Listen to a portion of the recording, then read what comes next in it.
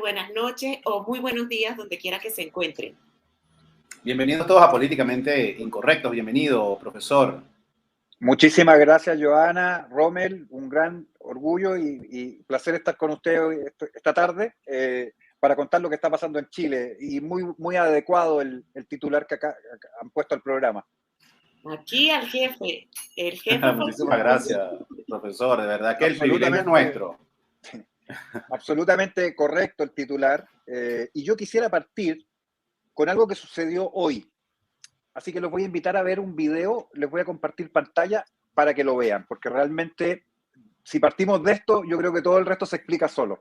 Denme un segundo para dejarlo adelante en posición y vamos a compartir. Pantalla. Me voy a cambiar de pantalla. Acá. Pero no sé cómo se hace eso. Ventana, eso es. Denme un segundo, por favor, porque tengo que encontrar, tengo muchas ventanas abiertas, que es lo que voy a compartir.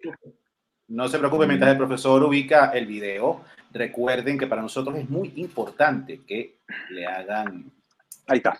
Esta seña a nuestros contenidos, se suscriban a Repúblicos TV y nos dejen sus comentarios. Adelante.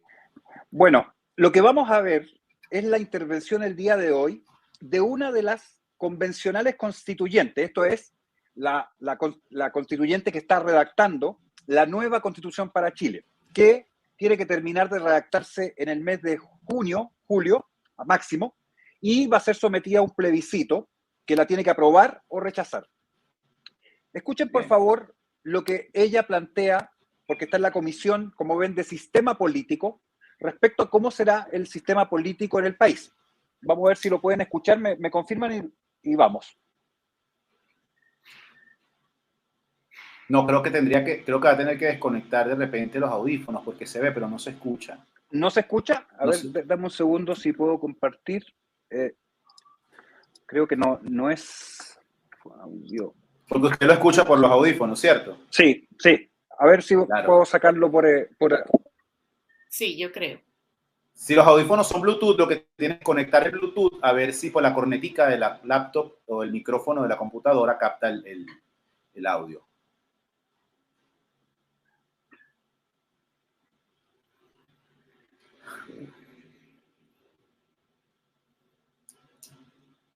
Todavía no seguimos sin escucharlo. Pero... Sí, de hecho, usted habla y no lo escuchamos. Sí, ahorita no te estamos escuchando, profe, pero también yo... Ahí sí. Ahora sí. Veamos ahora si lo escuchan. Seguramente sí. Es por eso que nosotros proponemos un cambio total en los recursos. Ahora sí. Es por eso que nosotros proponemos un cambio total en la forma de funcionamiento del Estado y también en la administración del poder económico, o sea, de la propiedad de los medios de producción. En primer lugar, proponemos disolver las actuales instituciones estatales y reemplazarlas por una única asamblea que concentre todos los poderes y sea organizada de manera distinta, con representantes electos desde sus territorios y lugares de trabajo. Esto no es una novedad, no es un invento nuestro. En Chile, los cordones industriales fueron embriones de poder de la clase trabajadora, con representantes electos en cada fábrica. En Rusia, los consejos obreros y populares, instituciones del poder soviético, eran compuestos por trabajadores electos desde abajo y de forma democrática, sin la influencia del dinero. En segundo lugar, proponemos que todos los representantes políticos puedan ser revocados por sus asambleas de base si no cumplen su mandato y que no puedan recibir más que el sueldo de un obrero calificado. Tercero, proponemos que la tropa de las Fuerzas Armadas tenga el derecho de organización y el derecho a elegir sus representantes. Hoy, solamente la oficialidad puede tomar decisiones políticas y esa oficialidad es parte de la clase dominante. En cuarto lugar, proponemos que ningún sector parasitario de la sociedad tenga representantes en el futuro poder estatal. Ni la alta cúpula de la Iglesia, ni los dueños de grandes empresas y especuladores, ni la oficialidad de las Fuerzas Armadas. Esos sectores no producen ninguna riqueza, no trabajan y no deben opinar en la conducción del Estado. Por último, esta propuesta viene combinada a la iniciativa que defenderemos en la Comisión 5, que plantea la socialización de todas las grandes empresas del país, minas, empresas de energía, puertos, bancos, etcétera. Todas esas empresas deben pasar al control de la clase trabajadora y el pueblo. Así, de forma democrática, la clase trabajadora podrá definir los rumbos del país y planificar la economía de acuerdo a las necesidades de la mayoría de la población y no de unos pocos privilegiados. Muchas gracias. Bueno, ahí acaban de escuchar. Yo estoy pasmado, profesor. Esta No, intervención constituyente, que Estoy pasmado con lo que acabo de escuchar. De verdad. Disculpe que lo ataje, pero es que rapidito voy a recoger para la audiencia un par de claves. Concentración de todos los poderes en una sola asamblea. Luego escuché en una misma frase Rusia y sin influencia de dinero, que eso es casi comedia. Luego, poco más adelante, se deja bien marcado el tema de la politización de las Fuerzas Armadas para finalmente rematar con que existen unos grupos de ciudadanos chilenos que no deben opinar, que tienen que perder automáticamente el derecho a opinar. ¿Para dónde vamos con esto, profesor? Yo no sé ni qué pensar. Me volví a poner los fonos. Sí, se escucha perfecto. Bien. Lo que acaban de ver es parte del sector más radical que está al interior de la Convención Constitucional. Este es el sector que, si hiciéramos el paralelo histórico con la Revolución con la Revolución Francesa, para no irnos a Rusia todavía, sería el sector de la montaña, donde estaba Robespierre, Marat, Danton, todos los que hicieron el terror. Bueno, acaban de escuchar a una representante de la montaña actual en Chile, que lo que quiere, literalmente, es un modelo soviético. Esto no es ni siquiera el modelo bolivariano. Esto es más radical todavía, ¿ya? Más radical. Efectivamente son, dentro de toda la asamblea, una minoría, pero resulta que el sector radical en su conjunto forma la mayoría. Y ese sector ha venido aprobando sistemáticamente cosas como el fin de la propiedad privada, cosas como la declaración de que Chile va a ser un Estado, escuchen bien, plurinacional, pluricultural, regional, con autonomías regionales y territorios indígenas. ¿Qué significa? Significa lo siguiente. En el sur nosotros, y creo que ustedes lo conocen esto, tenemos guerrillas operando en la zona de la Araucanía, que se adjudican la representación impropiamente de la causa mapuche. Bueno, esas guerrillas quieren literalmente cortar a Chile y Argentina en dos y formar ahí un nuevo estado que se va a llamar Gualmapu. Este es el plan. Y han venido sistemáticamente... Es como la Marquetalia, ¿no? Una cosa así, por ahí va. Una cosa por ahí. Por ahí va. Qué belleza. Y han venido escalando el nivel de violencia radicalmente. Hace 3 semanas atrás tuvimos en un mismo día 4 civiles muertos por la guerrilla. Disparos por la espalda, disparos dentro del vehículo, disparos a carabineros, policía. Sí, estuve mirando eso. Civil con su familia al interior de un vehículo. Ajusticiamiento, básicamente. Ajusticiamiento, básicamente. Bueno, eso está pasando en el sur.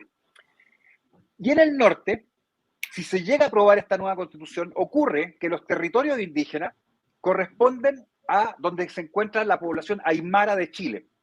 ¿Qué significa? Que el territorio de aymara sería toda la zona norte del país, porque ellos van a reclamar eso y después vendrían los atacameños, y eso se conecta con los aymaras de Bolivia, que son los que tienen el poder en Bolivia, porque el Estado plurinacional boliviano, que todos lo entiendan, es el gobierno de los aymaras sobre todo el resto de la población en Bolivia. Eso significa. Y se conecta entonces con Chile y con Perú, que también tiene población aymara, y donde Castillo quiere también hacer una nueva constitución y declarar a Perú plurinacional. Entonces, ahí está la primera gran cuestión. Esto es lo que ha votado el sector general radical de la Convención Constitucional, y que seguramente va a terminar saliendo de ese modo, porque esto lo han definido en comisiones. Ustedes escucharon a esta señora hablar en una comisión, pero después van al pleno, y en el pleno dicen vamos a arreglar estas cosas, y la izquierda moderada dice no, pero ahí podemos buscar la posibilidad de que salga mejor. Sí. La verdad es que no se va a poder.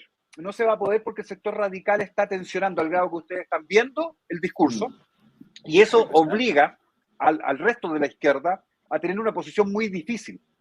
¿Y cómo cala, profesor, ahí en este tema, ¿no? Porque uno ve, ¿no?, que Chile se volcó, al parecer, a votar por Boric, porque Boric representa el progreso y toda la cosa, ¿no? Es como un Macron en Chile, como un Trudeau, ¿no? De Canadá. Por esta línea de los nuevos políticos. ¿Cómo entonces cala este fenómeno? O sea, esto que usted nos está explicando, ¿cómo se ecualiza esto con Boric? O sea, ¿qué va a pasar? Bueno, pasa lo siguiente, y quiero ser súper estricto en esto. En Chile, durante 30 o 40 años, la izquierda chilena fue conquistando la hegemonía cultural, comillas. Es decir, penetrando en todas las organizaciones de base, haciéndose cargo de la educación, y eso adoctrinando, por supuesto, a 3 generaciones por lo bajo de chilenos, que fueron los que votaron por Boric, y finalmente logrando lo que estamos viendo. No obstante, no son la mayoría, y esto es el primer punto. Son una minoría que circunstancialmente, en función de esta convención constitucional, ha logrado hegemonía allí, pero se le tiene que sumar inmediatamente el Partido Comunista y el Frente Amplio, que es el partido de Gabriel Boric, electo presidente. Ahora, como está tan cargado hacia la izquierda este modelo, el centro político en Chile, escuchen lo que voy a decir, hoy día es el Partido Comunista. Ese es el centro político en el país. Esos son los moderados hoy día. Esos son los que quieren avanzar consolidando, que era el lema del Partido Comunista durante la Unidad Popular de Salvador Allende, hace 45 años atrás, y que Boric ha refrendado diciendo que su gobierno va a ser paso a paso, es decir, avanzar consolidando. Ese es el centro moderado, ¿ya? El Partido Comunista es el centro moderado. Luego viene más a la izquierda el Frente Amplio. A ese pertenece Boric. ¿Y qué es el Frente Amplio? Literalmente, el Frente Amplio es un partido de deconstrucción, es decir, del último modelo de comunismo en funciones. Esto sobrepasa el estructuralismo de la Escuela de Frankfurt, sobrepasa la guerra cultural de Gramsci, etc. El de la deconstrucción es mucho más grave. Y literalmente, ellos han planteado que van a deconstruir Chile. Y lo que estamos viendo en la Convención Constitucional es que están deconstruyendo Chile, literalmente, y destruyéndolo incluso. Porque la República no va a sobrevivir a esto, se acaba la República. Con eso quiero decir una cosa y termino, Romer, para que me hagas la pregunta que quieras. Estado plurinacional, para que todos lo entiendan bien, no tiene nada que ver con república. Nuestros países en América son repúblicas, herencia de la Revolución Francesa. Y por ende están basadas en 3 principios fundamentales: la libertad, la igualdad y la fraternidad. En Chile, la fraternidad se rompió el 18 de octubre con el inicio de la revolución que estamos viviendo. La igualdad se rompió literalmente con la votación para elegir a los convencionales constituyentes que están en la Convención Constitucional. ¿Por qué? Porque se dieron cuotas por raza y por sexo. Es decir, se abrió una cuota de constituyentes de origen indígena. Y con el 2% del padrón, ellos obtuvieron un 12% de representación al interior de la Asamblea, de la Convención Constitucional. Digo Asamblea Constituyente porque eso es lo que ellos quieren y que quieren hacer, no es convención. Bueno. Claro, van para allá. Eso significa que tenemos entonces desigualdades formidables, porque el voto de un chileno vale por lo bajo 50, 100 veces menos que el voto de un chileno de origen indígena en este modelo. Y con la plurinacionalidad están exigiendo que haya un 12,3% permanente de representación de los pueblos indígenas que en Chile no superan el número, o el porcentaje, perdón, del 7% al menos del 5% de la población del país. Menos del 5%. De hecho, la población de origen mapuche, comillas, puro, porque estamos hablando, esto es racismo aplicado, literalmente. Sí, exacto. Esa población pura, que es la que supuestamente las guerrillas representan, es del orden de 300.000 personas, de un país que tiene ya hoy día 17, 18 millones de habitantes. Se rompe entonces la igualdad, segundo principio. Y primer principio de la Revolución Francesa, libertad. No olvidemos que la Declaración de los Derechos del Hombre, de la cual deviene luego la Declaración Universal de Derechos Humanos, el último derecho que se consigna es el derecho de propiedad. Ahí, en Revolución Francesa, existe derecho de propiedad. Lo acaban de eliminar en la Convención Constitucional. Lo sacaron de el juego. Así que así estamos. Oh my God. Bueno, no sé si voy a hacerle esta pregunta, profe, porque es en vista de lo que usted nos acaba de presentar justamente y cuando dice que lo más central es el Partido Comunista allí, Virgen Santa, ¿cuál es el problema más grande que tiene Chile en este momento? ¿Y usted considera que Boris tiene las herramientas para resolverlo, profe? Bueno, el problema más grave que tenemos, que es la herencia, y va a ser el legado del gobierno que está saliendo de Sebastián Piñera, es la destrucción, ahí es formal, de nuestras instituciones policiales, por falta de apoyo político, por represión a los policías, se les procesa por simplemente responder. Un policía en Chile, les voy a contar, hace un par de meses atrás, en el sur del país, en un pequeño pueblo que es un balneario, había un malabarista en la calle que estaba usando machetes para hacer malabares. Y fueron a pedirle la identificación, 2 carabineros, y este señor se fue con los machetes encima de ellos a cortarlo. Y el carabinero disparó al suelo 3 veces y finalmente tuvo que dispararle a él y terminó muerto. ¿Adivinen qué? Y procesaron al carabinero por homicidio. Dios mío. Me puse los audífonos al revés. Por suerte, finalmente la Corte determinó que había sido legítima defensa. Pero así de duro está. Entonces, lo primero del gobierno de Sebastián Piñera es que nos lega la ausencia de Estado de Derecho. Eso es lo más importante. Este es un gobierno que termina sin Estado de Derecho en el país. El hecho que tengamos en la Araucanía estas guerrillas que acabo de decir, el hecho que en el norte la población en Arica e Iquique, las dos ciudades que son más nortinas de Chile, hayan tenido que movilizarse la población en contra de la inmigración venezolana, justamente porque están pasando por la frontera diariamente el orden de 300, 600 venezolanos. Claro, dentro de esos venezolanos, tenemos la certeza de que están pasando operativos de inteligencia con instrucción militar venezolana. Por supuesto, eso, bueno, el que le quepa duda de eso, profesor, no sé, de verdad que vivimos un mundo realmente ingenuo que no existe, eso es evidente. Eso es evidente. Está en Chile y en otros países, ¿no? Es tan evidente, Romel, es tan evidente que el año pasado que hice una gira y partí por Paraguay, en Paraguay me recibió el ministro de Defensa, que es un ex general. Y el ministro me dice, acá vino en noviembre, esto es octubre de 2019, noviembre, al mes, gente de la inteligencia chilena, de la ANI, la Agencia Nacional de Inteligencia. Y yo les dije si no sabían que estaban pasando venezolanos de el SEBIN por Paraguay por tierra hacia Chile. Y la inteligencia chilena no tenía idea.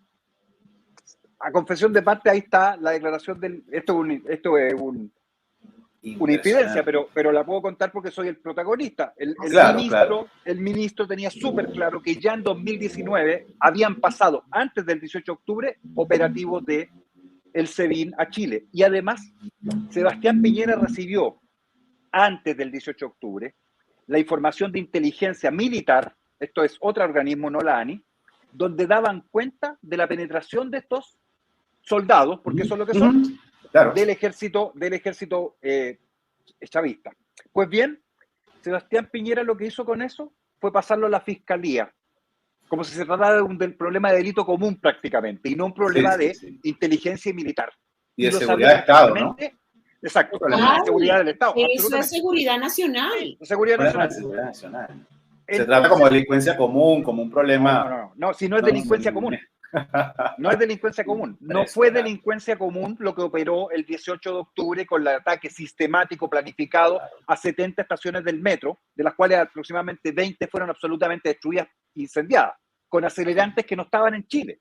Toda esa información la tenía Sebastián Piñera en la mano el 18 de octubre. Y lo que hizo fue irse a comer pizza esa tarde, literalmente, con un nieto. Y lo mostraron mientras estaba ardiendo el centro de Santiago y las estaciones de metro ardían y los trenes del metro estaban incinerándose. A él lo mostraron sentado con su nieto comiéndose una pizza.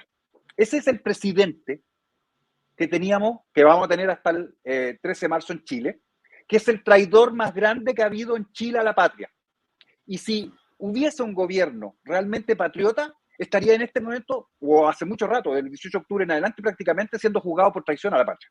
Pues bien, lo van a perseguir, la izquierda ya lo tiene perseguido, lo tienen con acusaciones de haber violentado los derechos humanos durante el 18 de octubre, en forma sistemática, que es lo que dicen, a propósito de la contención que Carabineros tenía que hacer de las manifestaciones y toda la violencia que había entre el 18 de octubre y el 15 de marzo del 2020. Pues bien, lo van a perseguir igual, y si no lo persiguen ellos, lo vamos a tener que perseguir nosotros por lo que acabo de decir. Y finalmente nos deja en un país donde Boric gana, mostrando el poder que tiene esta izquierda radical, esta izquierda deconstruida en el Chile actual. ¿Por qué? Porque como son por lo bajo 3 generaciones de jóvenes chilenos los que han sido adoctrinados bajo deconstrucción, marxismo y comunismo como fundamento, Boric dijo literalmente que se bajaba del árbol y iba a los territorios. Eso es deconstrucción de manual. Está hablando de lo arbóreo, lo vertical, lo jerárquico, hacia lo rizomático de luz, que es el territorio. Y justamente ganó porque obtuvo alrededor de 1,5 millones de votos más que José Antonio Kast. ¿De quiénes? De jóvenes sub 35, que corresponden a su propia edad. Entonces, etariamente, esta es una revolución generacional, por una parte, y segundo, de mujeres, que están en feminismo radical y que están en otra serie de líneas más. Por eso ganó Boric. ¿Y eso dónde estaban los votos? En la periferia de Santiago y en general en las periferias de todas las ciudades importantes del país, lo que implica el modelo de revolución molecular disipada, que dice que se opera desde borde hacia centro. Ahí está, lo probó en los hechos. Luego, finalmente, vamos a tener este gobierno que tiene 2 funciones principales. La primera es lograr que se apruebe esta nueva constitución porque con eso clausuran el proceso. Cuando yo digo esto, no se entiende muy bien, pero lo voy a explicar con un ejemplo histórico. Clausura de proceso es que tú no puedes salir por vía institucional, democrática, de un proceso revolucionario, ¿ya? Ustedes lo vivieron en Venezuela y en Chile lo vivimos anteriormente, ¿cuándo? En la Unidad Popular. Porque Salvador Allende y la Unidad Popular en 1973, en marzo, que hubo una elección de parlamentarios extraordinaria, obtuvo el 43,3% de los votos. Y eso impidió que se lo pudiera revocar por vía democrática. Se clausuró el proceso. Entonces, la única salida de eso, de esa revolución de ese minuto, fue por vía no institucional. Si ellos ganan en el apruebo a la nueva constitución, Chile no va a tener salida institucional de este proceso. Impresionante. Profesor, ¿quién se puede oponer a esto? O sea, a nivel político en Chile, ¿qué fuerza? Porque vemos que justamente una de las cosas graves que lo preocupan a uno, no solo en Chile, sino en América Latina, es que los presidentes que parecía que eran de centro, centro-derecha, que de alguna manera estaban conteniendo, ¿no?, a todos estos sujetos, para no decir otro calificativo, bueno, lo que han hecho es dejar en bandeja de plata, justo para que ellos lo tomen. Es lo que está pasando ahorita, por ejemplo, también en Colombia, que se le está entregando con un lazo a un señor que se monta borracho a dar un discurso, y eso es el menor de los males. Ese es el menor de los males. Ahora en Chile tenemos a Piñera, que está haciendo lo mismo, no solo entrega al país, sino que deja en ruinas lo que pudiera ser, digamos, la tendencia política que se opondría a Boric. La institucionalidad. ¿Quién puede hacer algo para detener esto en Chile, profesor? Bueno, desde el 18 de octubre, la no izquierda en Chile, para no hablar de la derecha, porque los partidos institucionales de derecha chilenos, la UDI, Renovación Nacional y Evópoli, los 3 partidos, su dirigencia está absolutamente deconstruida, es decir, es funcional al proceso revolucionario totalmente. De hecho, llamaron a votar apruebo a la nueva constitución antes de que saliera cualquier otra cosa que estamos viendo de los convencionales. Antes vamos a votar apruebo, la derecha institucional. El único partido que está de alguna manera resistiendo el proceso es el Partido Republicano de José Antonio Kast, que es de oposición de verdad. Los otros dijeron que iban a ser oposición constructiva. Y en revolución no hay oposición, hay resistencia a la revolución, que es muy distinto, no hay oposición constructiva. Eso es ser funcionales a la revolución misma. Pues bien, esa derecha, que es un cáncer en Chile, que hay que eliminarla completamente, tiene que desaparecer para que surja una nueva derecha. Yo digo esto siempre señalando que yo no soy de derecha, yo soy nacionalista, es otra línea política. Claro, pues bien, claro. Tengo todo el interés de apoyar el nacimiento de esta nueva derecha. Hay teóricos que han venido escribiendo incluso libros que ya han salido en Chile, Nueva Derecha en Chile, y esto se suma a un largo proceso en el exterior, con ejemplos en Francia, con ejemplos en Polonia, con ejemplos en España, con ejemplos en Hungría, por ejemplo. Y en Estados Unidos. En Estados Unidos, el movimiento patriota y Trump representan el cambio a la nueva derecha. Bien. Pues bien, para que eso pase, lo primero que tenemos que hacer es eliminar a toda la dirigencia de estos partidos de derecha deconstruidos, porque las bases de estos partidos van a votar todas rechazo a la nueva constitución, no apruebo. Entonces hay una dirigencia que está entregada al proceso revolucionario. ¿Por qué? Porque en la historia de las revoluciones siempre, cuando viene la revolución, la derecha, para mantener una cuota mínima de poder, es capaz de entregar hasta sus propios hijos a la revolución, que es lo que la derecha chilena económica ha hecho. Y por eso tenemos que partir por eliminando eso, limpiando eso. Pues bien, desde el 18 de octubre, la no izquierda, para que se entienda, ha venido pensando que acá la resolución del conflicto iba a ser por vía armada con la intervención militar. El problema es que el modelo es distinto al modelo del siglo XX. ¿no? Claro. El modelo de revolución del siglo XX es el modelo marxista-leninista, literalmente. Y eso Profesor, es vertical. Eso es muy importante, eso que usted acaba de decir. Y de verdad quisiera que lo repitiera, porque yo creo que uno de los problemas más graves que tenemos en América Latina es que esa frase que usted acaba de decir, hay muy poca gente que la comprende. Nosotros estamos atacando o intentando atacar algo que es totalmente nuevo con cosas del pasado. Exacto. Así que, por favor, de verdad le agradezco mucho que repita esto, porque es muy importante. Lo repito, en siglo XX, el modelo revolucionario es literalmente marxista-leninista, vertical, jerárquico, con partido comunista, que es el partido hegemónico, y el partido de vanguardia, la vanguardia consciente del proletariado, que genera la revolución. En el siglo XXI, con deconstrucción, el centro de gravedad cambia desde el poder militar a la opinión pública. En siglo XX es poder militar. Por ejemplo, la primavera de Praga, cuando entran los tanques soviéticos a un gobierno comunista en Praga, que estaba haciendo reformas. Bueno, la Unión Soviética lo invade, con Polonia y con otros países, para que no haya la reforma. Y finalmente ceden un poco y hacen reforma. Eso es el siglo XX, para que entendamos. Entonces, no tiene nada que ver con lo que comenzó como socialismo del siglo XXI, con Venezuela. ¿Por qué? Porque socialismo del siglo XXI, y hago una conferencia de esto el próximo viernes, que me he demorado mucho en hacerla porque este es un tema que vengo estudiando hace como 25 años. El socialismo del siglo XXI está conectado directamente a lo que es el esoterismo, lo voy a decir de esa manera, del comunismo soviético, que es el cosmismo ruso. Esta palabra es difícil. Cosmismo refiere al cosmos. Por eso, en la carrera espacial rusa había cosmonautas y no astronautas, que eran los norteamericanos. Pues bien, del cosmismo, que es una mezcla entre vitalismo, naturalismo, materialismo, etc., con la idea de que se reemplaza a Dios, esto es, a Cristo, por el cosmos. El cosmos sería la verdad máxima. Bueno, ¿qué tiene que ver esto con revolución bolivariana? Todo, pues. Porque la revolución bolivariana toma elementos de eso. Recordemos que Chávez tenía esta vertiente, yo lo comenté creo en este programa, cristiana, ¿no? En una etapa. Y siempre estuvo buscando esta junta, sí, lo voy a poner entre comillas, esta junta entre religión y proceso revolucionario. Que se mezclara, ¿ya?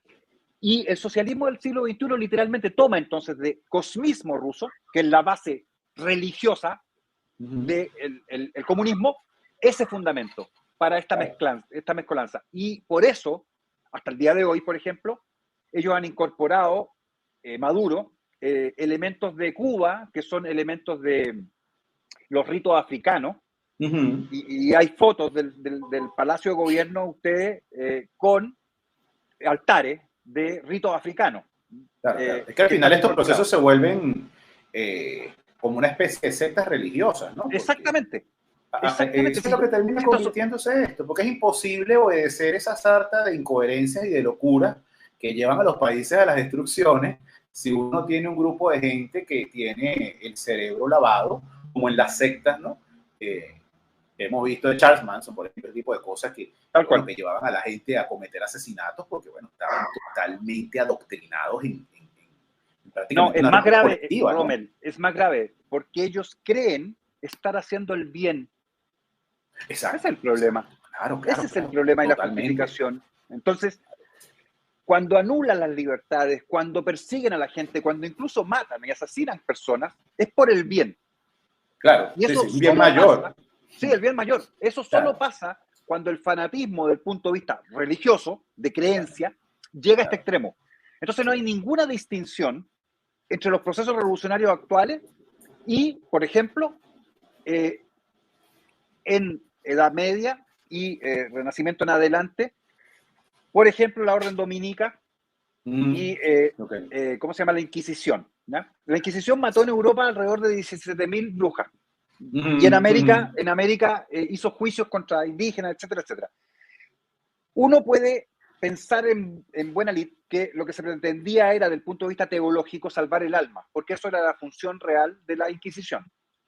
Pero claro, eso pasaba por matar el cuerpo. ¿Ya? En este caso, comunismo, que tiene a su haber 200 millones por lo bajo de muertos en el mundo, mata gente, pero en función de otra cosa.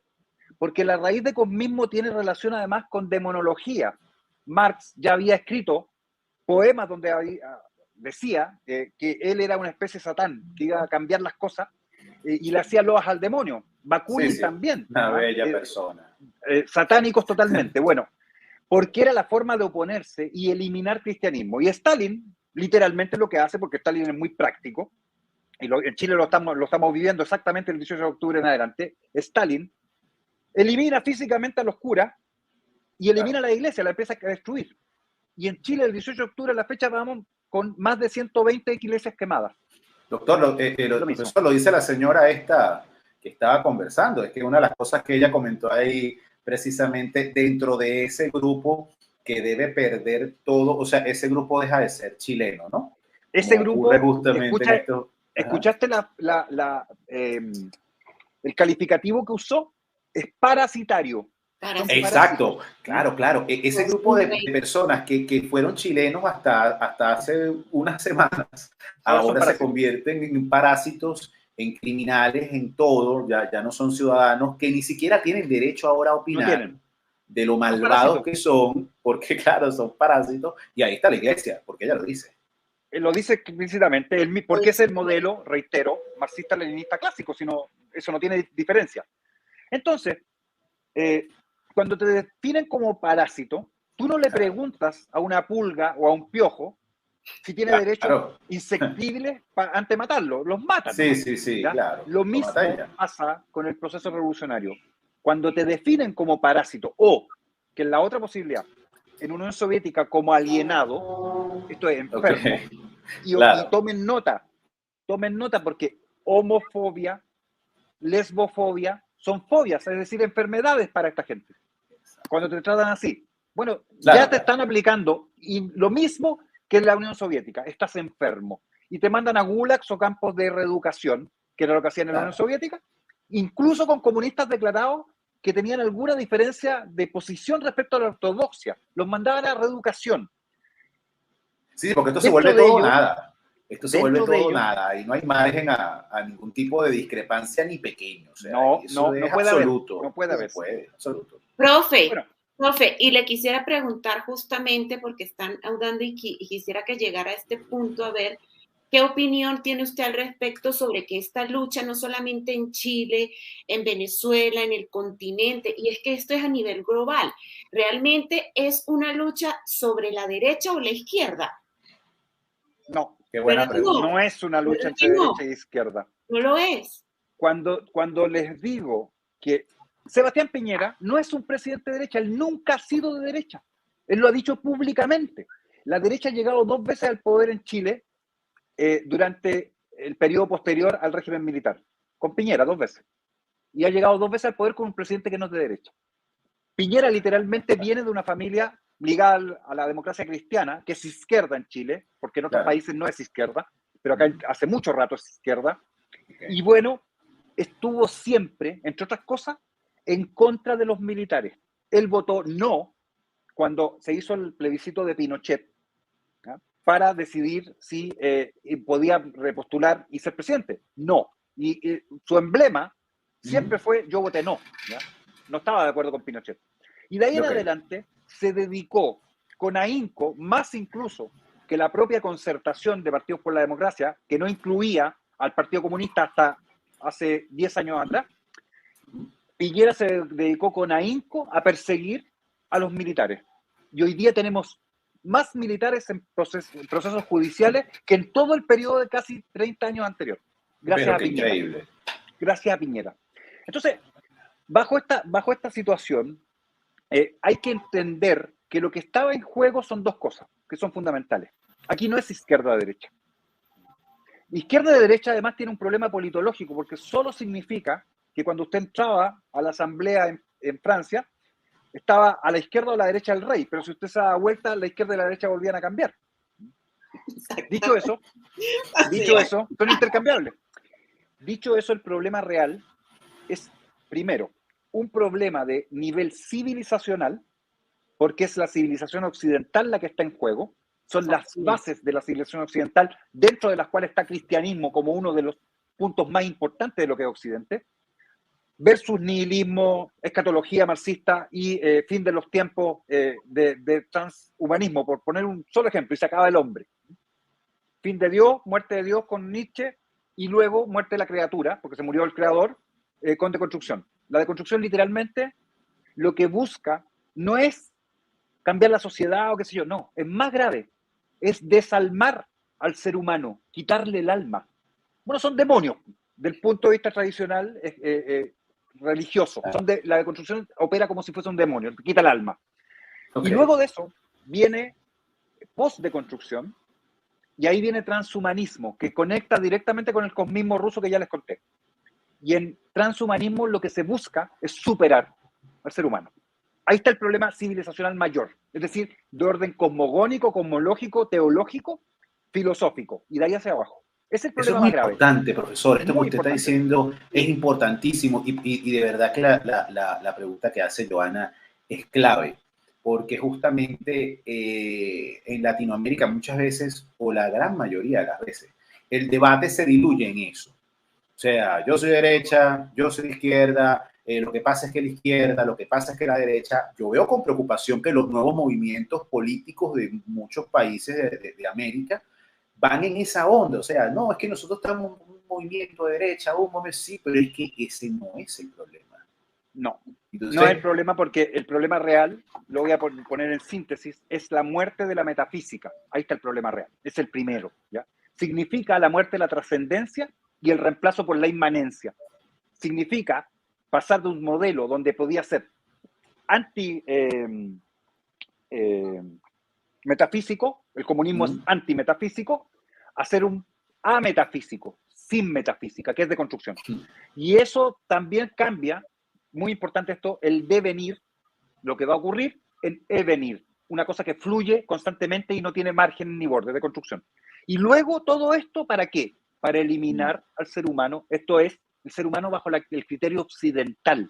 Se lo reemplaza por el cyborg, se lo reemplaza por cualquier cosa, pero ya no es humano, no tiene alma, literalmente. Dicho eso, bueno, es el primer problema. Profesor, fíjese algo que eso que usted está diciendo es muy importante. Hace un par de semanas a mí me llamó poderosamente la atención una noticia en China en la que se están gestando animales en úteros que son úteros artificiales. Así es. Tienen muchísimos animales, lo que ellos llaman una niñera. Ahora, eso, bueno, no lo puede ver, digamos, por encima y parece un avance de la ciencia increíble, pero donde están las letras pequeñas de la noticia es donde ellos decían que esto venía a solucionar probablemente el problema de que en China las mujeres no querían gestar. Y entonces ellos iban a poder no solo gestar. Eso. Entonces, imagínense usted esa barbaridad. Pero no solo eso, esa barbaridad.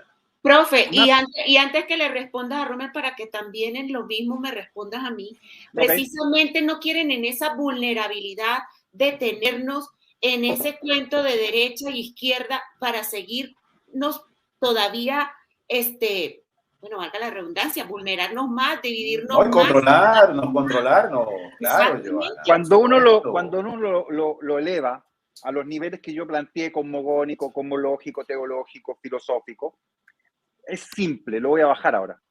Lo que usted está defendiendo son los tres pilares fundamentales de Occidente, históricos. La familia, Exacto. de allí la patria, de allí la nación. Esas tres cosas. Eso es lo que se está defendiendo. El resto es más arriba, pero se construye o de abajo hacia arriba, familia hacia arriba, o de arriba hacia abajo, metafísicas a familia.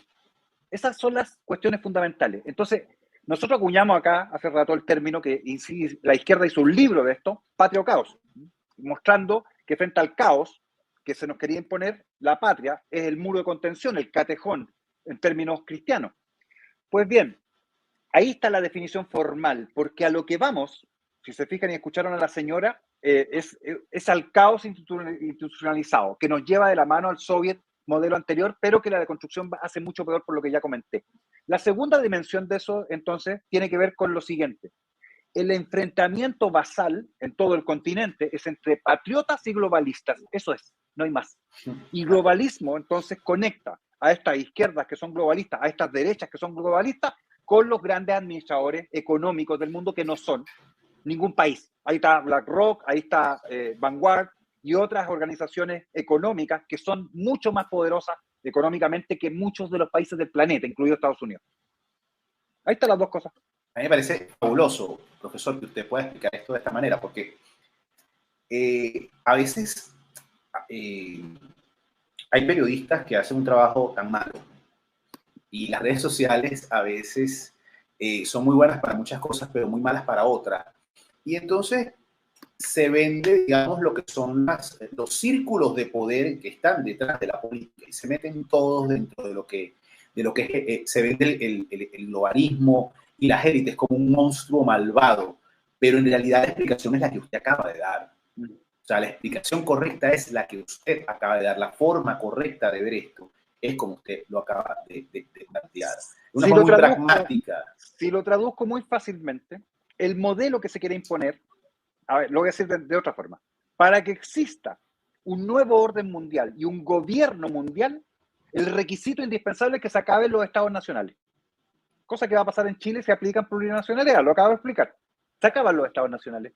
Porque la forma de gobernar es a través de estas corporaciones económicas.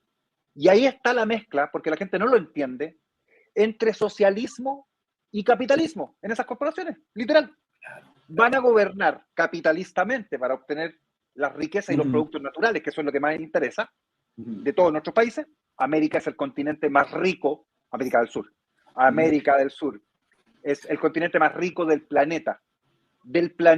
La gente esto no lo entiende. 70% de las especies de ave del mundo, América del Sur.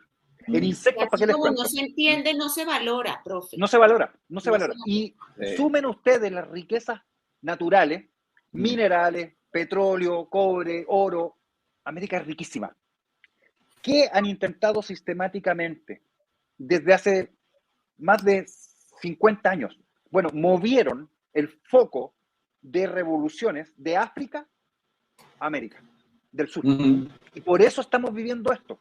Revolución bolivariana y todo lo que estamos viviendo. Porque el foco revolucionario se cambió de continente. Ya en África, quien domina es China, literalmente. China es dueña de África. Bien. Y China hoy día está comprando América. Acaba de comprar litio en Chile, cobre en Bolivia, carreteras en Bolivia, en Chile y en otros países. ¿Para qué les cuento más? Y en Colombia, lo mismo. En Colombia los chinos van a hacer el metro de Bogotá. Es un eje todo esto, ¿no? Esa es parte de verdad que este programa espero que pueda llegar a mucha gente porque su explicación realmente es contundente, además de clara. Lo que nosotros estamos enfrentando es un eje y el problema es que se trata de enfrentar por separado, ¿no? O sea, más o menos las oposiciones que se hacen a duras penas en los países de América Latina quieren triunfar en su realidad, en su país, solos, contra un eje que funciona en conjunto y que además de todas esas cosas que usted ha explicado muy bien, tiene también un hilo conductor que está por debajo, que es el tema del narcotráfico. Por supuesto. Entonces viene a rellenar, digamos, los espacios de dinero inmediato que hacen falta para penetrar estructuras como, qué sé yo, las todas las estructuras. Todas las estructuras. No hay estructura que se salve de la corrupción que genera la droga. Eso es de cajón. Qué frase tan importante. Eso es todo. Sí. Qué frase tan importante. México es la prueba más evidente de lo que estoy diciendo. Es así. Y por eso de Juárez, por ejemplo.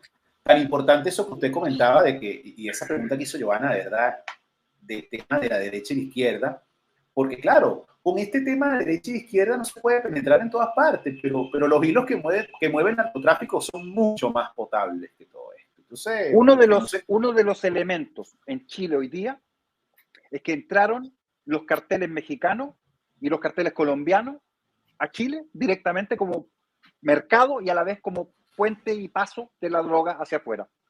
Impresionante. Impresionante. Entonces, lo que ocurre acá también en el país, ¿no? Lo que ocurre acá sí, en Venezuela. Venezuela es un portaaviones, una autopista en la que pasa a toda velocidad la droga que se produce en Colombia, ¿no? Para Europa y para cualquier cantidad de... Básicamente Colombia. Básicamente claro, Colombia es el gran productor y entonces Venezuela es como... Por Venezuela, por Ecuador y ahora por Chile. Y ahora por Chile, claro. Es que sí, yo quise tocar el tema del narcotráfico porque es que es algo... esa es otra parte del problema que no se mira cuando se trata de resolver esto con política y lo más. Hay que decir una cosa que es súper importante que la gente entienda. El problema de la droga no son los drogadictos ni que se mueran. Da lo mismo para el tema de la droga en sí. El problema de la droga es quién controla la droga. Ese es todo el problema. Entonces la droga hoy día es literalmente una empresa privada. Los carteles son empresas privadas.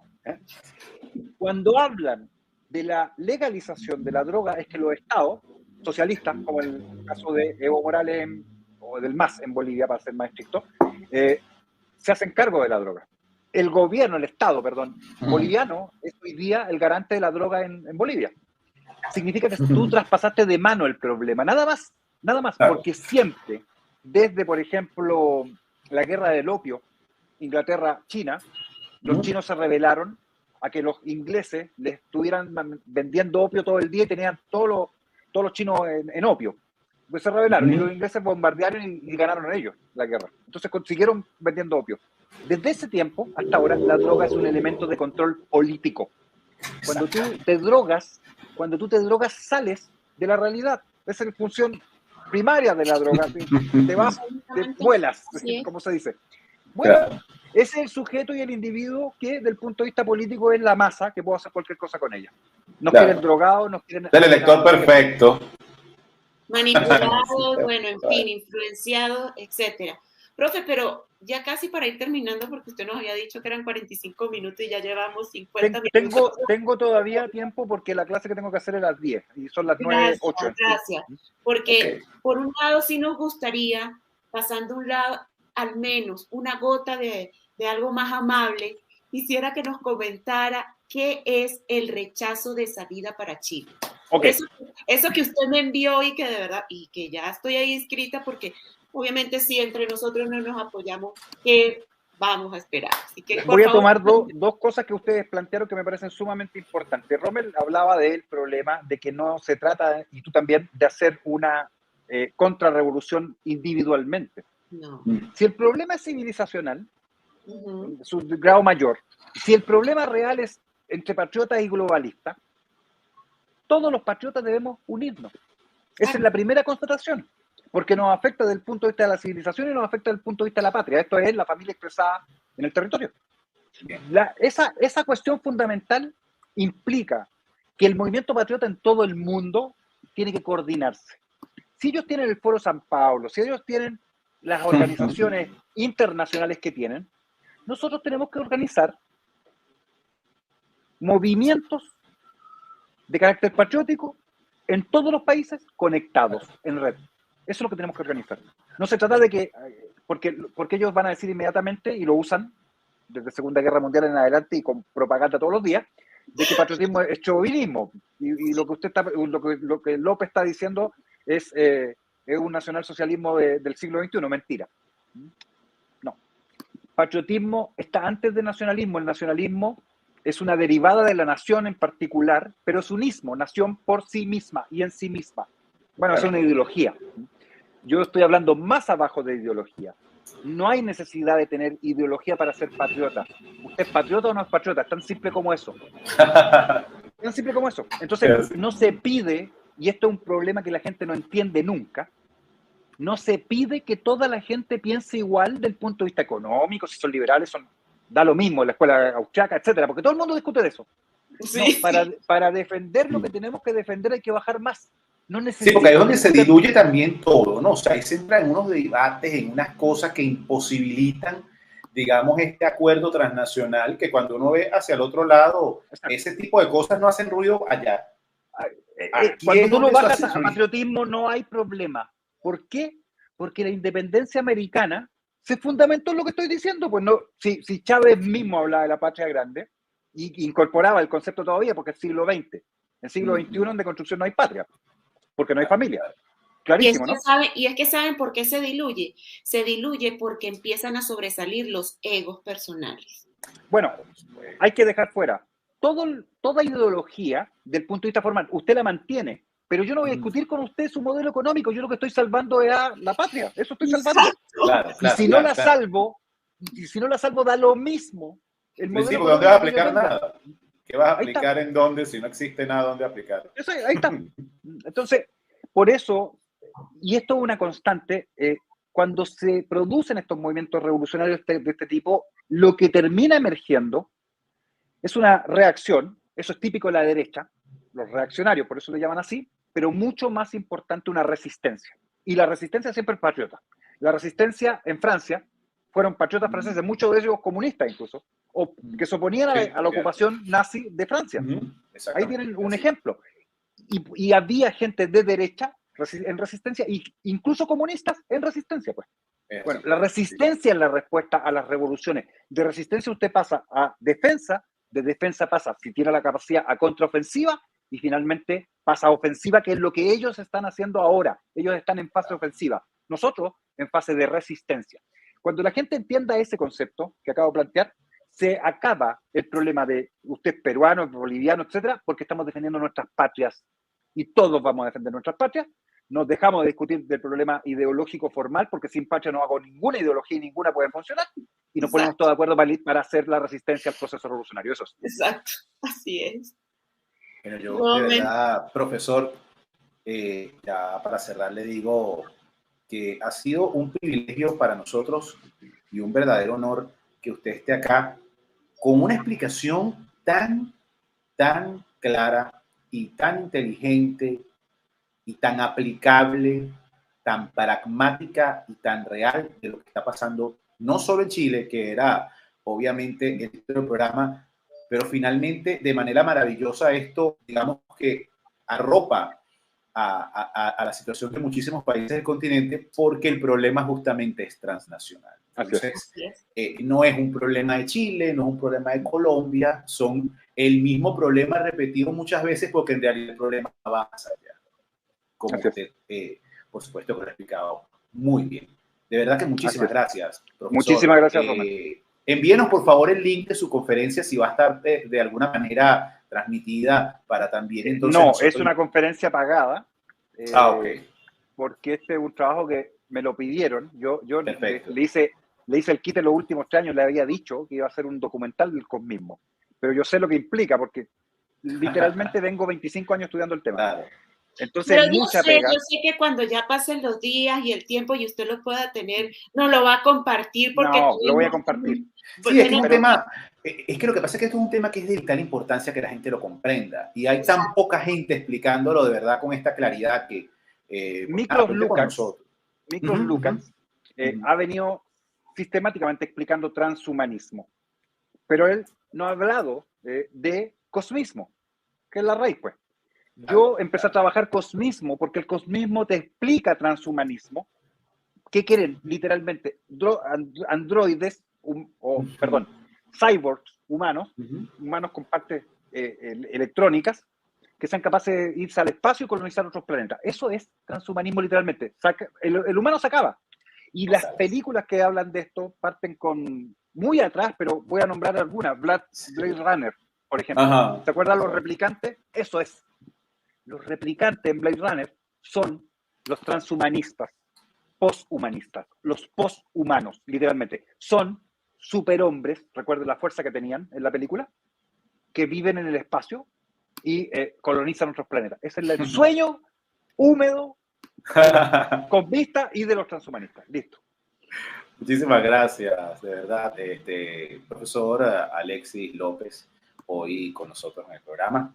De verdad que, bueno, agradecidos con el profesor, agradecidos con la audiencia, agradecidos también, por supuesto, con Joana por acompañarnos siempre y por estar aquí siempre con nosotros en Políticamente Incorrecto. No olviden suscribirse a nuestro canal Repúblicos TV antes de irse. No lo dejen para después, como lo hacemos los venezolanos, háganlo ahorita. Y si les gustó el programa, pues denle like y compártalo con quien ustedes quieran. Así es. Muchísimas gracias. Profesor, Dios lo bendiga, muchísimas gracias y usted siempre sabe que esta es su casa y infinitamente honrada, como le digo siempre en privado, que de verdad acepte cada vez que... Con mucho gusto. Que acepte para mí es un honor. No, y para nosotros también, así que ya sabe, se tiene que acordar de mí y que cuando pasen así los meses y ya después de que fue pagado, eso debe ser algo muy importante para nosotros. Bien, lo llamemos como documental, lo que sea, pero es sumamente importante para nosotros, para Latinoamérica, no solamente para los venezolanos, profe. Sí, va a servir mucho esta nueva conferencia y lo que voy a contar ahí porque les muestra el destino al que nos quieren llevar. Ahí está, ¿ya? Clarísimo. Entonces, tú me pediste el link, pero la verdad, si me das un segundo, te lo envío para quienes se quieran inscribir porque... Lo puedes... Sí, aproveche también y también nos puede decir si tiene la fecha y todo. Este link es solamente, parte el viernes, este link es solamente para Chile. Le pido muchas disculpas porque como es pagada, tuve que hacer un flow, pero el flow solo que entiendo que se pueden pagar en Chile. Ahí se los voy a enviar. Y a todos los que nos estén viendo desde Chile, no dejen de verdad de asistir a la conferencia del profesor. Es importante ¿dónde estoy? acá reforzar, ¿no? Ahí. Aquí. Ahora sí, ahí se los mando en el chat. Buenísimo. Ese es el flow. Y así también. Perfecto. Nosotros lo dejamos en la descripción del programa para que todos puedan verlo. Y nada, muchísimas gracias, de verdad, profesor. Pero no se preocupen porque si no pueden entrar ahora, los voy a invitar a la próxima y a ustedes dos, por supuesto, sin ningún costo. Muchas gracias. Bello, muchas gracias. Muchísimas gracias. Seguramente estaremos conversando muchísimo. No, de hecho los voy a invitar ahora. Joana, te mando el link directamente para que estén el viernes en la conferencia, porque yo creo que les va a interesar muchísimo. Muchísimas que estén muy bien, un gran abrazo a toda la nación venezolana. Gracias, amén, nos vemos. que así sea. Bendiciones a todos. Así es. Bueno, y como siempre, nuestro mensaje final, todo lo que tenemos que hacer es ponernos de pie y el pequeño juego de ellos habrá terminado. Así que feliz noche, patriotas, cuídense mucho y nos vemos el próximo miércoles.